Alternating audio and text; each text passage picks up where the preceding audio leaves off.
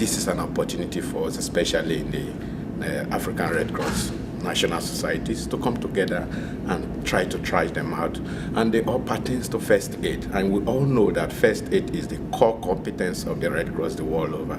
So again, this is a very good opportunity for us to sit and look at what we should do and do it very well.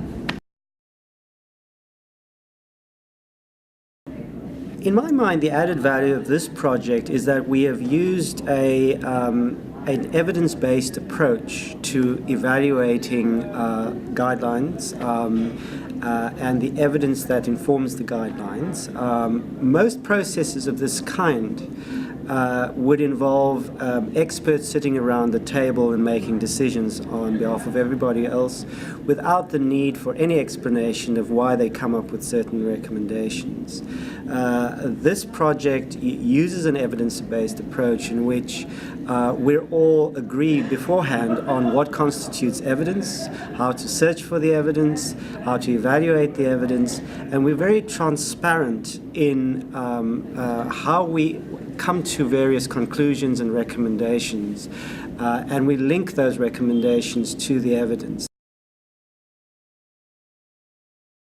We'll have guidelines that are being used in Africa that have primarily been developed by Africans. I think many times in our courses we are teaching and using references of examples that come from Europe and from the US and other places not in Africa. So I'll have a real African experience I can talk about and say I was involved in a project. Initially, we've just been training people based on manuals that have been developed, but the actual evidence has really not been there.